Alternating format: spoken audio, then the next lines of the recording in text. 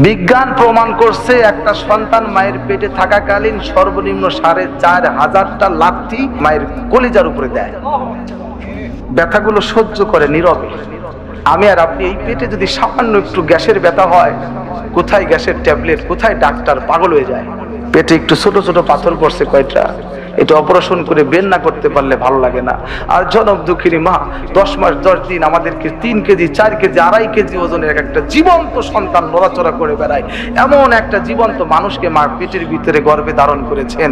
মায়ের কলিজায় যখন আঘাত করেছি, মায়ের ঘুম হারাম হয়ে গেছে। সারা রাত আমার বাবা খাটের উপরে শুয়ে শুয়ে নাক ডাকে আর ঘুমায়।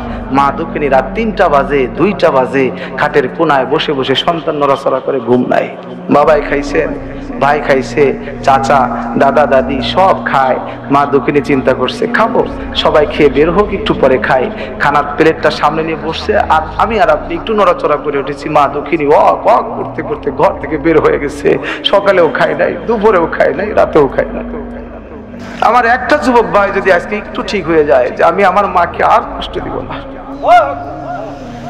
মায়ের অন্তরে আমি আর আঘাত করব না, যদি একটা যুবক আজকে এতটুকুন যদি একটু পরিবর্তন হয়, মায়ের যদি পাগল হয়ে যায় যুবকটা, আজকের মাহফিল আল্লাহর কসম করে বলি আজকের এই মাহফিল সার্থক হয়ে যাবে।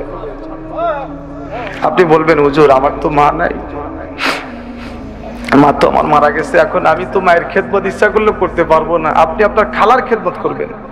আপনার মায়ের খোঁজেন যে আপনার মায়ের সাথে ভালো সম্পর্ক ছিল, বান্ধবী সই ছিল কে, তাকে একটু একটা কাপড় কিনে দিবেন। আপনি আপনার মায়ের নামে সদকা করবেন, দান করবেন, নামাজ পড়ে দোয়া করবেন, রব্বি রাহমহুমা কামা রব্বায়ানি সগীরা। আপনার মা কবর থেকে আপনার জন্য দোয়া করবে। বাবা সে কি কম করেছেন? ইখরুজু মিন বাইনি সুলবি ওয়াত তারাই, মায়ের বক্ষ পাজরের ভিতর থেকে আল্লাহ বের করলেন, বাবার পৃষ্ঠদেশ থেকে বের করলেন। এই জন্য মা কলিজা দিয়ে আমাদেরকে ভালোবাসে, আর বাবা সারাটা জীবন আমাদেরকে পিঠে বহন করে। রোদে পুড়ে গেছে বাবা, নিজে একটু আরাম করেন নাই যে আমার সন্তানগুলো না খেয়ে থাকবে, খাবারের ব্যবস্থা করতে হবে। এই জন্য দেখি তো যুবক ভাই কারা তৈরি আছো, কোন মায়ের সন্তান তৈরি আছো যে মায়ের পা ধরে, বাবার পা ধরে বেয়াদবি করেছে, আজকে মাপ চাবো। হাত উঁচু করেন। যারা বেয়াদবি করেন নাই হাত নামায় রাখেন। যারা যদি মনে করেন যে আব্বা আম্মার সাথে ভুল করেছি, মাপ চেয়ে নিব, 2 হাত উঁচু করে আল্লাহকে দেখান। আল্লাহু আকবার বলে 2 হাত উঁচু করেন সবাই, নারায়ে তাকবীর। যুবক ভাইদেরকে বলবো মা বাবার অবাধ্য মোটে হওয়াই যাবে না। আমার বুঝে আসুক আর না আসুক, আমার আব্বা যেটা বলছে এটাই রাইট, আমার মা যেটা বলেছেন। 10 মাস 10 দিন ধরে গর্ভে ধারণ করছে রে যুবক, তোর এই 2টা পা মায়ের কলিজার উপরে, সন্তান যখন 4 মাস 5 মাস হয়ে গেছে, মায়ের পেটের ভিতরে আমার আপনার একটা বডি আল্লাহ তৈরি করছে। এর ভিতরে আল্লাহ পাক রব্বুল আলামিন এবার জীবন দান করছেন, রূহ দান করছেন। এখন এই জীবন্ত মানুষের মায়ের পেটের ভিতরে ক্ষুধা লাগলে কি খাবে? আল্লাহ পাক বলেন তোমার মায়ের রক্ত চুষে চুষে তুমি খেয়েছো।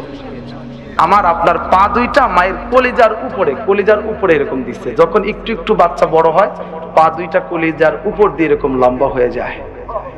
এখন বলেন তো আমরা মায়ের পেটের ভিতরে কি লড়াচড়া করছি না? অনেক সময় ডক্টরের কাছে আলতা করে বলে যে আপনার বাচ্চা তো উল্টে গেছে। কেন? ওই যে নড়াচড়া করে।